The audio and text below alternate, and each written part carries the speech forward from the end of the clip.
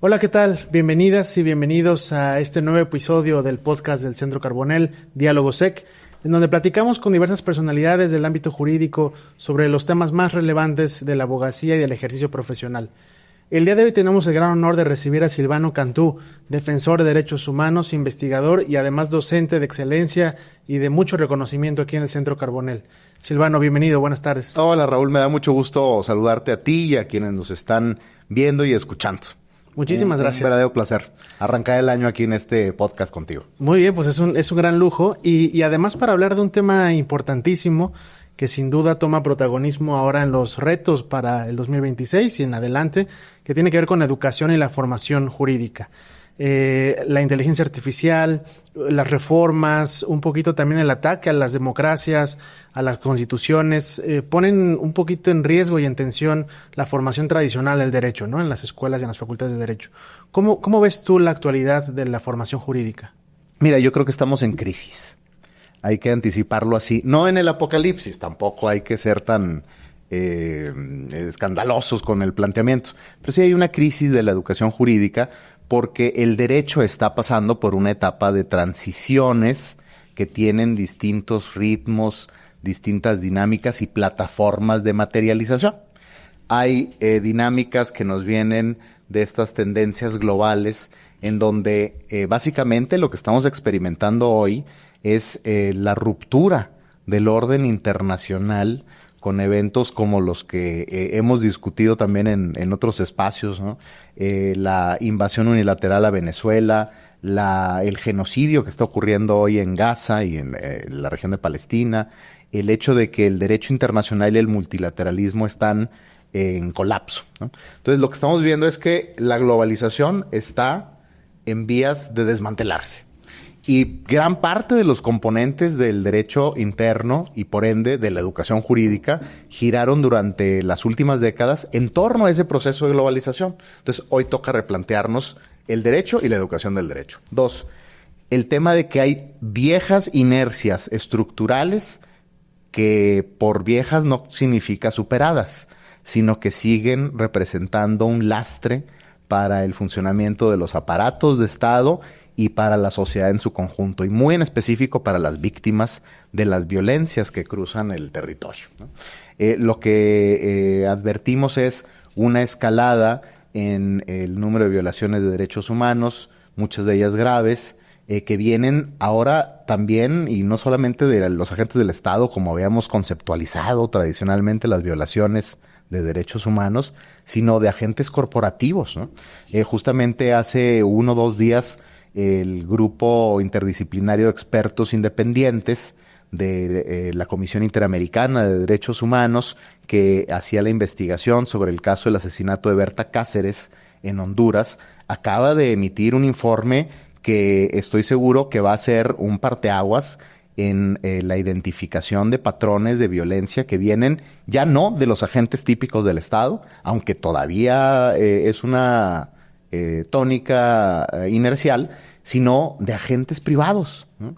De la banca del desarrollo, pero también de la banca privada, de corporaciones. Y entonces, todos estos eventos, tanto las tensiones globales como lo que se experimenta en los territorios, en las formas de violencia más conservadoras, más típicas, nos ponen al derecho en una tensión que exige un replanteamiento. Yo creo que el viejo marco normativo liberal, ortodoxo, positivista, formalista, con el que tú y yo nos formamos en las escuelas de derecho, necesita ser superado. Hace una década ya decíamos que había que revisar las bibliografías, los marcos teóricos, conceptuales. Hoy es una necesidad. No podemos seguir dándonos el lujo de estudiar todavía esos viejos textos canónicos que serán una referencia eterna, ¿no? O sea, García Maínez a mí me encanta y lo leeré toda la vida, y Regina Villegas es una maravilla y nos da estructuras, pero hoy necesitamos nuevas plumas, nuevos enfoques, nuevas perspectivas e incluso un nuevo modelo conceptual, filosófico, ontológico sobre qué es el derecho y para qué nos sirve. Descanonizar el derecho, desacralizarlo y hacerlo el instrumento de convivencia, de construcción de paz, de diálogo, de dignidad que debería ser hoy, sobre todo cuando tenemos una constitución que todavía tiene mucho que sacársele jugo con el artículo primero, con artículos como el cuarto, que son grandes cajas de herramientas todavía muy subexplotadas. Claro, pero sí, en efecto el panorama luce desolador, ¿no? A mí me gusta mucho esta frase de que quienes nos dedicamos a la docencia no podemos darnos el lujo del pesimismo, ¿no? Tenemos que, a pesar de las crisis, a pesar de todo lo que estamos atravesando, pues tratar de incentivar esta nueva forma de pensar y de razonar el derecho que bien comentas. Pero ¿cómo hacerlo, Silvano? Porque también estamos enfrentando generaciones mucho más acostumbradas a la tecnología, a la inmediatez, a que su capacidad de atención o de concentración pues es ya muy limitado, y a veces cuando da uno clases, sobre todo a nivel de licenciatura, que además es la formación pues pilar del ejercicio de la abogacía, nos enfrentamos con alumnos o alumnas que quizá no muestran ese interés, que tampoco saben muy bien si les gusta o no les gusta el derecho, que no leen, ¿no? La crisis también de lectura en México es muy importante. ¿Qué podemos hacer quienes nos dedicamos a la docencia para tratar de cambiar esta tendencia? Mira, yo creo que de entrada decirte que me encanta lo que dices de que no podemos quedarnos nada más con los sentimientos densos, pesados, ¿no? De pesimismo, de miedo, de desconfianza, recelo frente a los cambios. Y con respecto a este segundo problema que muy atinadamente apuntas, el tema de la crisis de lectura, el tema de la crisis de hiperconcentración en las pantallas y plataformas digitales, ¿no?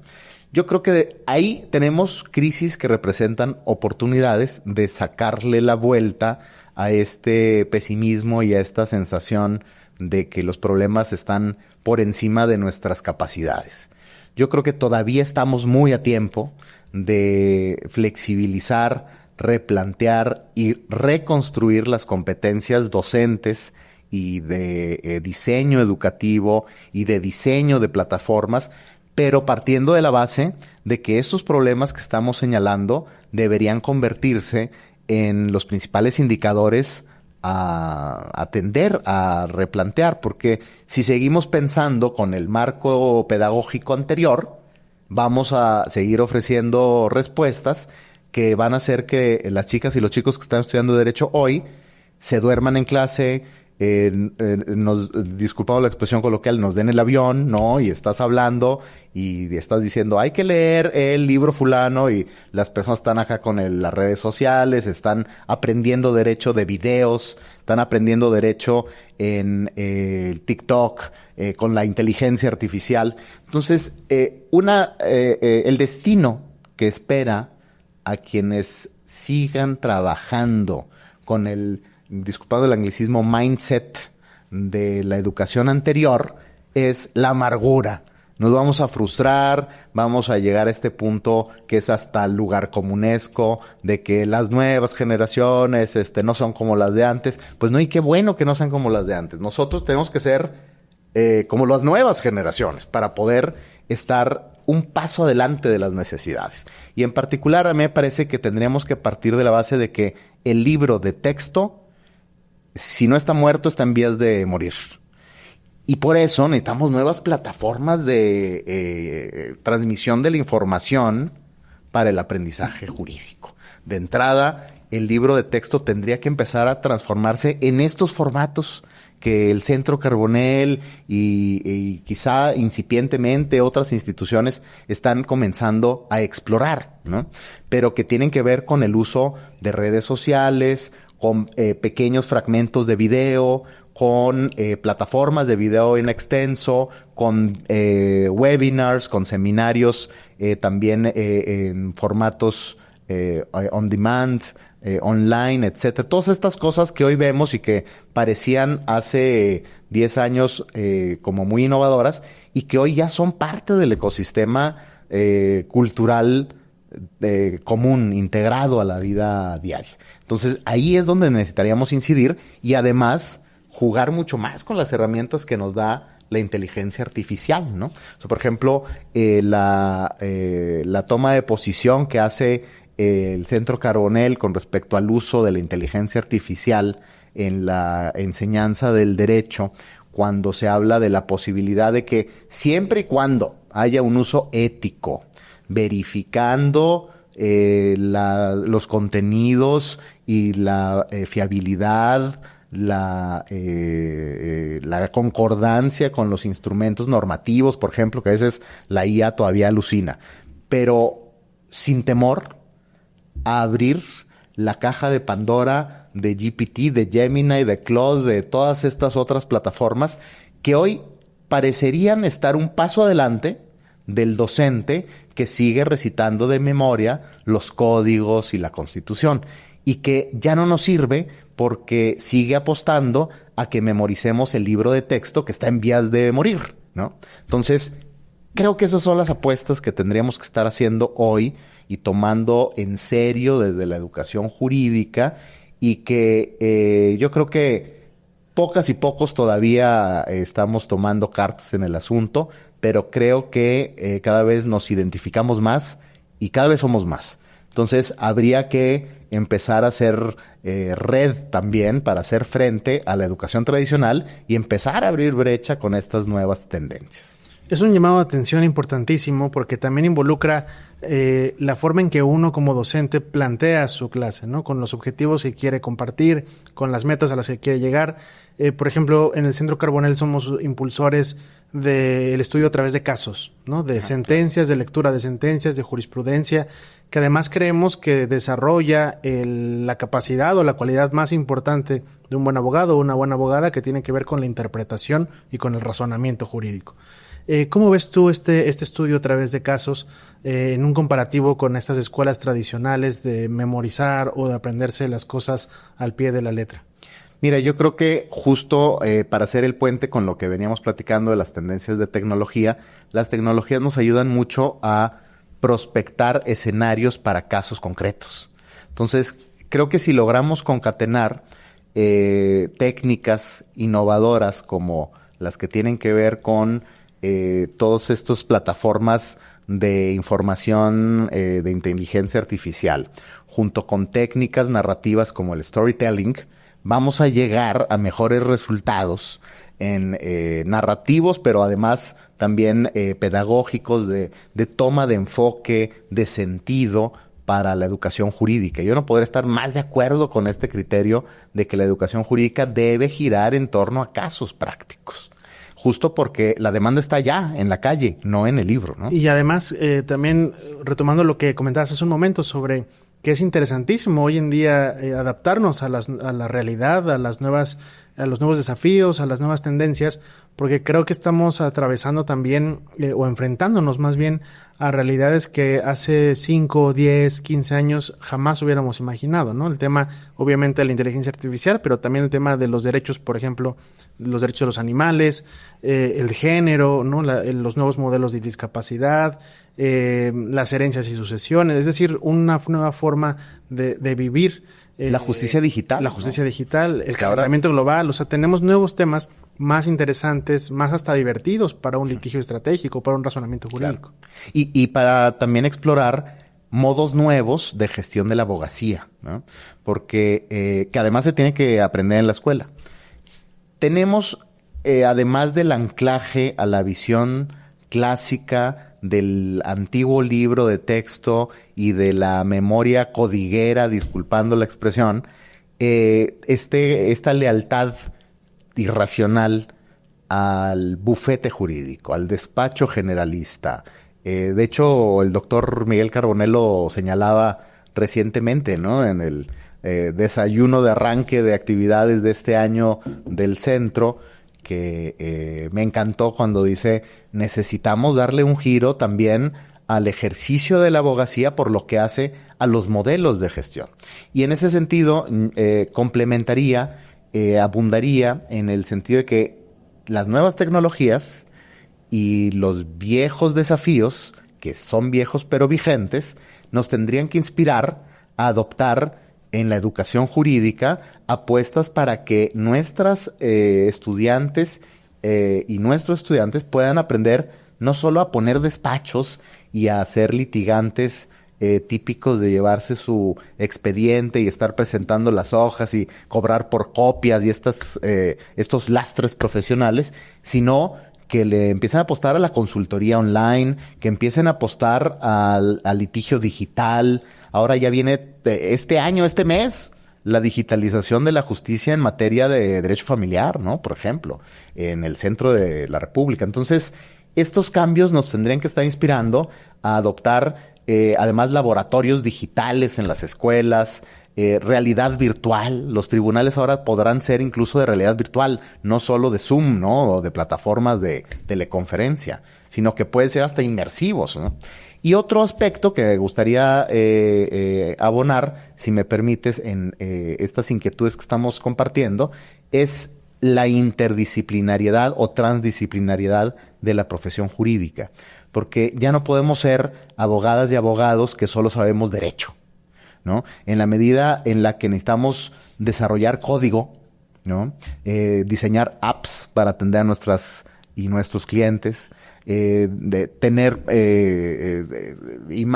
capacidad de hacer diseño visual, de video, de imagen, para poder colocar mensajes en las redes sociales que no se pierdan con la abrumadora y oceánica cantidad de mensajes que circulan, pues necesitamos desplegar también en la educación, en los currículos, todas estas habilidades, ¿no? Estos skills digitales que son de la máxima exigencia, y al mismo tiempo no soltar las viejas tareas pendientes que, reitero, no porque sean viejas ya se atendieron. Hay muchísimas universidades, pensemos sobre todo en la educación pública, pero también en la privada, incluso en las del top, ¿no? De Forbes y las listas estas de las universidades top del país, cuando no incorporan todavía en sus programas ningún componente de género, ningún componente de interpretación conforme a derechos humanos, ningún componente de control de convencionalidad, ningún componente de precedentes jurisdiccionales, que ahora ya no es jurisprudencia y ya no es el viejo modelo, ¿no? Y todavía se sigue enseñando el anterior en las escuelas. Entonces, sí hay muchos desafíos, pero hay muchas herramientas. Yo creo que hoy, y me encantó que lo pusieras en la mesa, más que pesimismo, hay motivos para optimismo, pero necesitamos trabajar.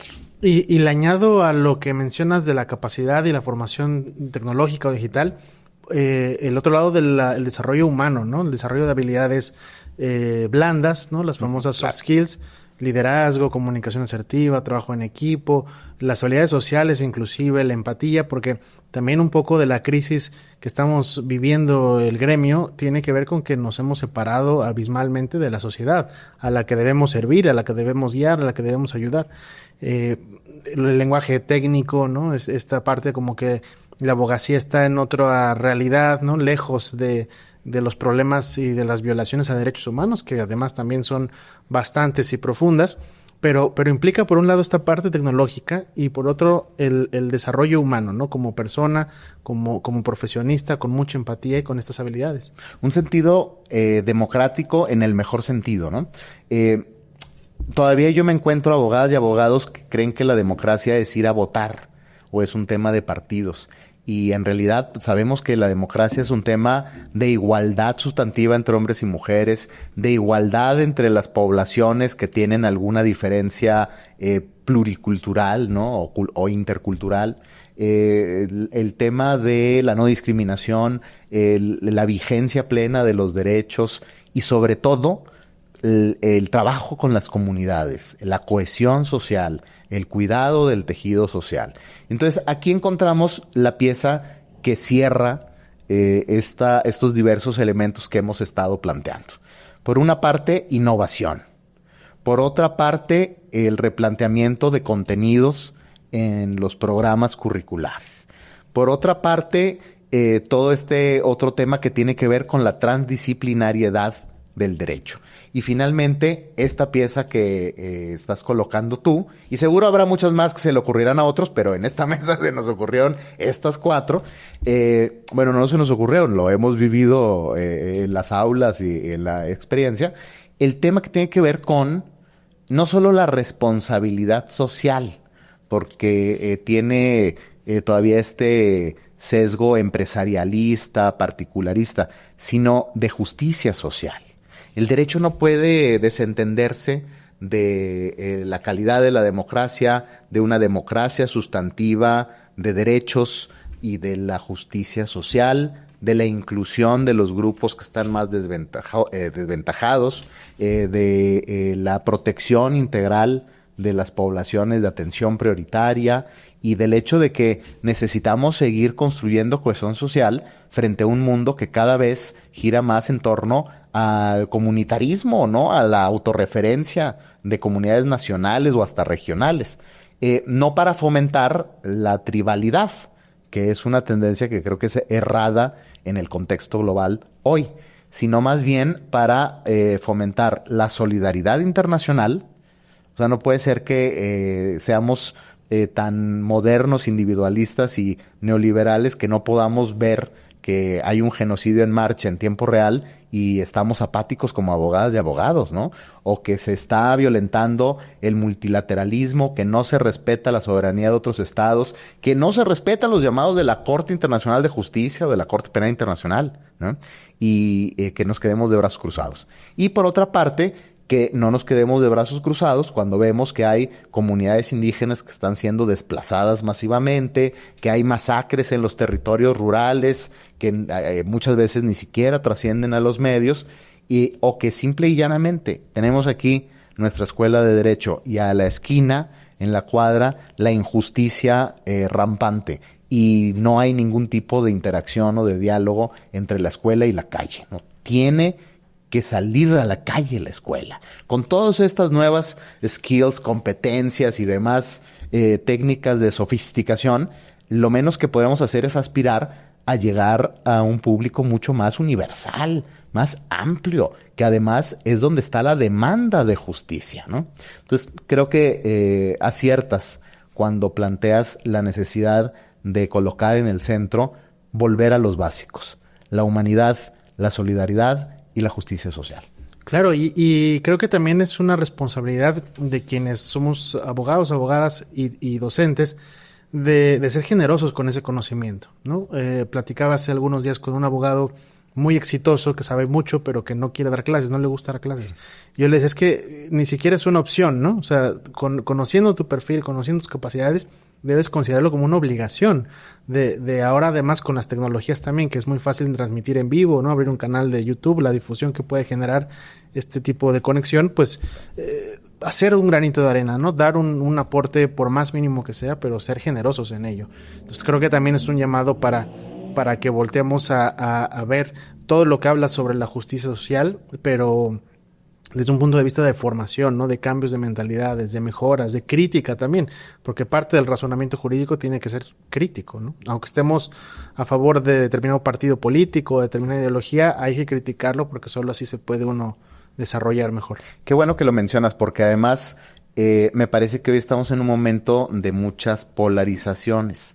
Y no me refiero solamente a izquierda-derecha, que quién sabe qué tan ilusorias no puedan ser esas categorías, ¿no? Para determinados casos. Pero tanto a nivel global como a nivel nacional hay polarización. Y esa polarización a veces oculta el hecho de que hay categorías como neoliberal, crítico, progresista, que están sobrecargadas de discursos de odio que se han instrumentalizado para golpear a los adversarios políticos, pero que si las desdramatizamos y buscamos en sus raíces conceptuales con un poquito de teoría de por medio, vamos a encontrar que la crítica al neoliberalismo es totalmente pertinente, porque es un modelo más allá de la experiencia nacional o internacional. Lo que hemos visto en la teoría es que es un modelo hoy insostenible. 2, que las posiciones progresistas no nos deben poner en un punto en el que la máxima causa a luchar sean mis derechos individuales para mí, por virtud de mi identidad exclusivamente. No, no, no. Hay que abrir otra vez los derechos a la colectividad, a la comunidad, para que haya impactos estructurales. Si el único verificador de que hay vigencia de los derechos es que yo me siento indemnizado, reparado, incluido, no discriminado o discriminade, pues ahí tenemos un problema, porque el indicador tendría que ser que la estructura, la causa estructural de los problemas, de las violencias, está transformándose, no nada más mi derecho individual, ¿no? Claro. Entonces, yo creo que por eso mismo el concepto de crítica, de pensamiento crítico del derecho, está vigente en todo lo que hemos platicado hoy. Me parece que lo que transversaliza estas inquietudes es precisamente una aproximación crítica al derecho. No hay que tenerle miedo a la palabra. Hay personas que todavía le sacan la vuelta porque dicen, bueno, eso debe ser un determinado nicho de pensadores o de autores, autoras, pero en realidad, además de su pertinencia, cada vez hay una tendencia más amplia, me atrevería a decir que irreversible, hacia la crítica, porque es muy notorio para quienes estudian el derecho, pero sobre todo para quienes vivimos y sufrimos las consecuencias de un derecho mal implementado, que es necesario hacer cambios. Claro. Y esos cambios pues pasan por la crítica. No está escrito en piedra, ¿no? Que también luego es un tabú del derecho que no se puede tocar, casi es ahí muy importante, ¿no? Sacro, religioso, algo así. Pero se puede transformar, se debe transformar, ¿no? Debe evolucionar y debe adaptarse. Sin duda. Silvano, nos acercamos al final y quisiera preguntarte, si tuvieras la oportunidad de dirigirte a algún abogado o abogada que quiera iniciar actividades de docencia, ¿qué le dirías? ¿Cómo debería empezar? ¿Cómo debería planear su clase? ¿Qué objetivos podría tener? Yo diría que es indispensable que no se asuman como el sabelotodo o la sabelotodo del derecho. Que se abran a la vulnerabilidad de saber que el conocimiento nace del intercambio en el aula, no de lo que tenemos en la cabeza, de lo que aprendimos en el doctorado, en la maestría. Van a ser del contacto con otras personas que construyen esta comunidad de diagnóstico, de crítica, de conocimiento, de intervención en el derecho. Y me atrevería a decir, además, que no se conformen con repetir lo que ya está escrito en los libros, sobre todo en las normas, sino que es indispensable hacer el trabajo de editorialización, de apropiación, de crítica, lo que hemos estado diciendo, y sobre todo de aplicación práctica. Si no somos intérpretes, no solo reproductores, sino intérpretes de las normas, y lo hacemos sobre todo con la finalidad de que esas normas sirvan de instrumento para el cambio, para la transformación, nos vamos a quedar acotados a reproducir un sistema formalista, hegemónico, dogmático, ortodoxo, cuando lo que más necesitamos es un derecho vivo, dinámico, que transforme realidades para que vivamos en paz, en dignidad, en una democracia en la que los derechos humanos sean la realidad cotidiana, ¿no? En las relaciones, no en el discurso. Muy bien, y ahora otro consejo, esta vez dirigido a los estudiantes y a las estudiantes. Si los tuvieras enfrente, ¿qué les dirías? ¿Cómo pueden encontrar esta vocación de la abogacía? Pues yo creo que tendrían que abrir la mente a la creatividad del derecho. El derecho no es una técnica ritual, o no debería ser, ¿no? Hay muchas y muchos estudiantes que llegan al aula pensando que van a aprender a repetir lo que hace el ministro fulano o la magistrada sutana. En realidad, lo que deberían poder estar dispuestas y dispuestos es a abrir la mente para inventar nuevas formas de encarnar el derecho, de apropiárselo y de recrearlo desde las coordenadas de lo que es su experiencia, su necesidad situada en sus contextos donde se necesita de ellas y ellos como estos grandes intérpretes y facilitadores de la justicia que deberíamos ser las y los abogados. Pero si nos quedamos nada más en que somos los monjes de la reproducción, de la autoridad sacra de la norma, pues entonces perdemos esta oportunidad de convertirnos en abogadas de abogados. Nos convertimos simple y llanamente en los autómatas de la ley. Es algo que hay que superar. Silvano, me encanta hablar con personas como tú porque justo cuando hay mucho pesimismo, mucha crisis, muchas nubes en el horizonte, personas como tú abren el camino, enseñan la luz, guían a las personas y nos aseguran que hay esperanza porque personas como tú, abogados como tú y abogadas como tú, pues pueden hacer un cambio, hacer una diferencia y luchar por los derechos como se inició en la presentación. O acompañarnos en las perplejidades también. Claro, Más bien. pero esta vocación y esta pasión por la defensa de los derechos y la enseñanza jurídica, esta generosidad, pues es muy valiosa en estos tiempos. Muchísimas gracias. Muchas gracias, Raúl, y gracias a todas y a todos los que nos escuchan. Muchísimas gracias y nos vemos en un próximo episodio. Hasta luego.